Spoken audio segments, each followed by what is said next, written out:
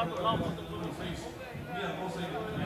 en la segunda carrera se enfrenta hacia el ingreso a la recta final